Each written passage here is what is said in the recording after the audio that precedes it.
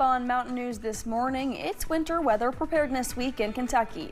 We spoke to emergency officials with things you should keep in mind.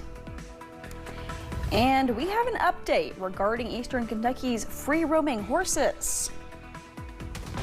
Dedicated to Eastern and Southern Kentucky, this is WYMT Mountain News This Morning.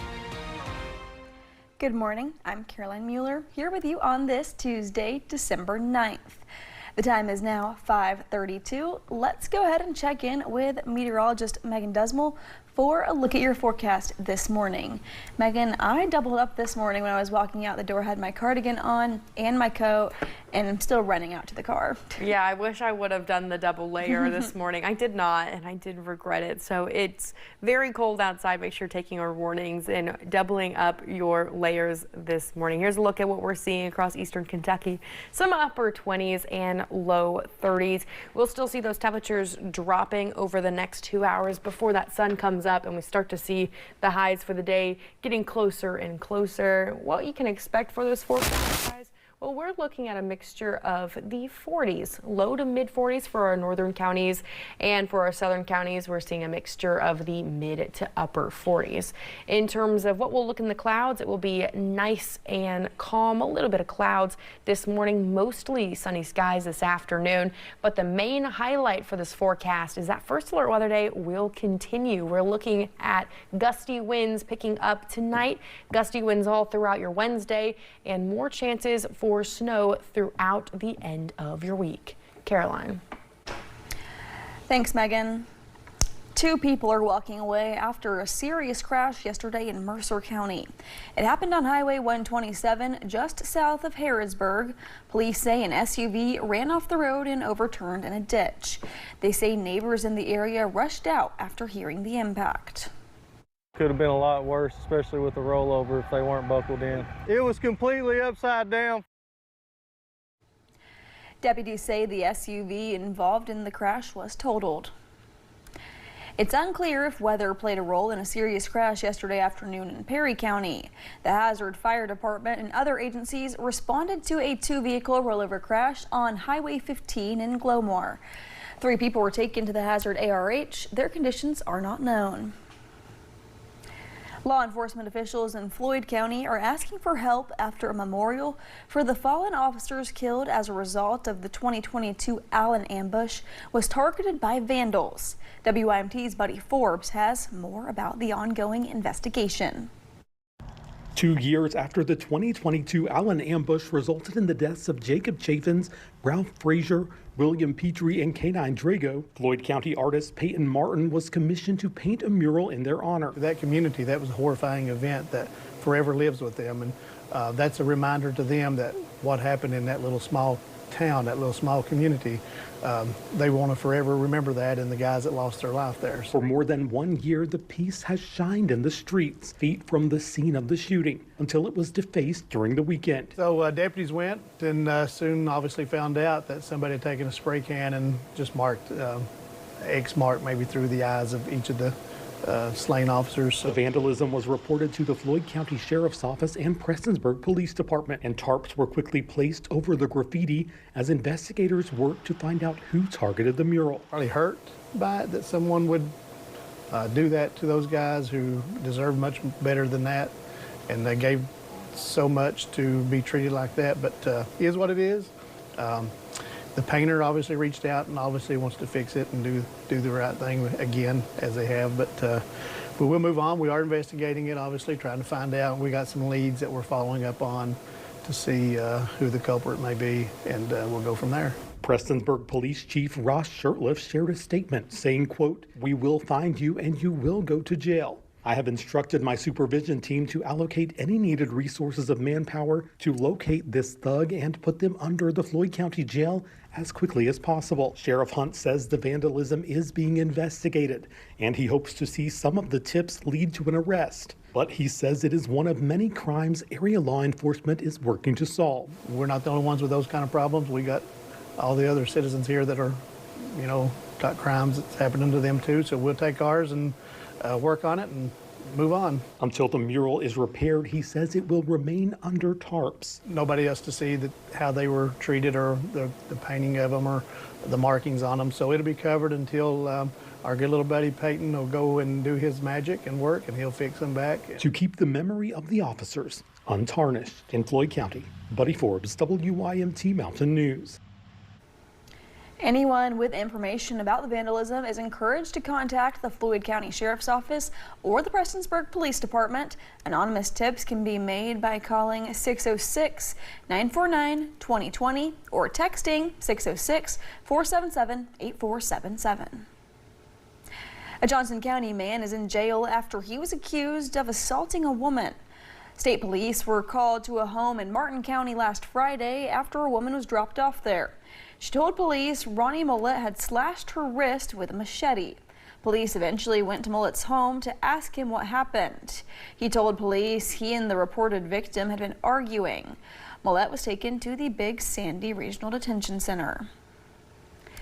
One Pike County man was arrested after police say he was trafficking drugs. State police took Frankie Myers into custody last Friday. It happened when troopers were called to a home in Belfry where they were told Myers reportedly had drugs and firearms. Police say they were doing a routine home visit and then searched Myers' camper after he gave them permission. Police found what they thought was meth, fentanyl, heroin, and a rifle. The death penalty debate is heating up in Kentucky. Kentucky Attorney General Russell Coleman wants to resume executions and wants more clarification on a temporary injunction passed in 2010 that halted them. Ralph Bays, sentenced to death more than 30 years ago for the murders of a Powell County sheriff and deputy, is now central to that discussion. That 2010 injunction prevented the execution of another death row inmate. A judge has kept it in place, pausing all executions. The judge originally questioned insanity regulations. The judge says he cannot tell the governor to issue a death warrant. The court did not make an order yesterday. We're learning more about how Kentucky Fish and Wildlife is monitoring a deadly disease found in deer. On Friday, they added 9 counties in southern Kentucky to the watch list for chronic wasting disease, or CWD. They made the change because a deer with the disease was found in Pulaski County back in September. CWD is spread from animal to animal through bodily fluids and impacts their brains.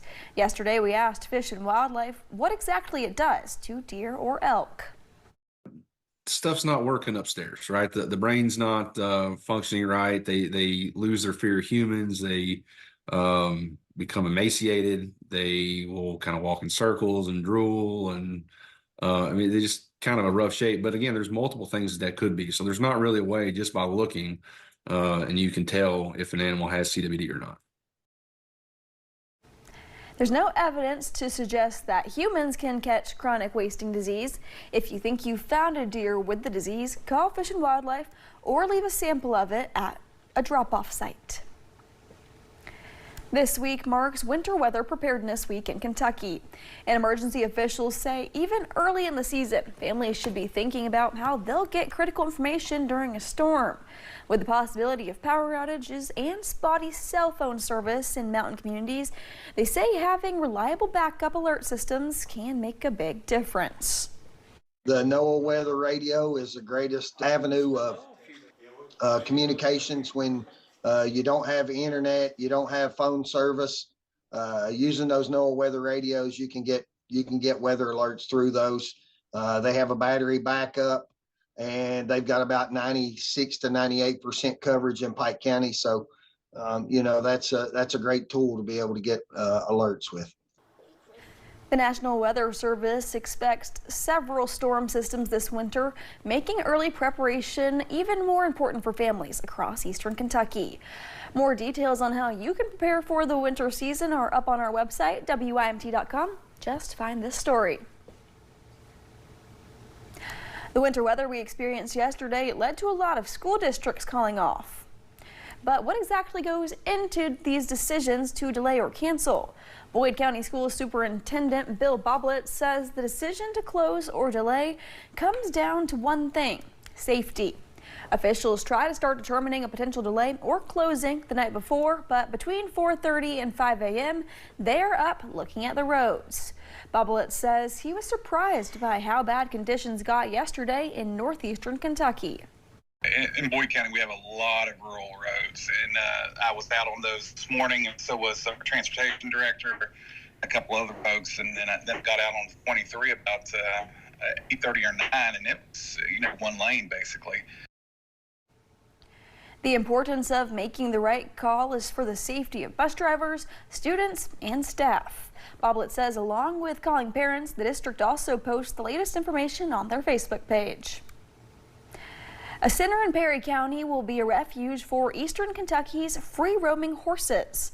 During the summer, Breathitt County residents started voicing concerns about the horses after the fiscal court votes to remove the horses living on abandoned strip mines. Several horses were removed. Lexington Herald Leader reports the Appalachian Horse Center is a new farm set to open in May of 2026. In the future, the center in Leatherwood is expected to become an educational tool for folks to learn about horses. Coming up, Golden Globe organizers unveiled the event's curated luxury menu. That and more in a look of today's Eye on Entertainment. And I'll break down that timeline for those first alert weather days heading into the weekend.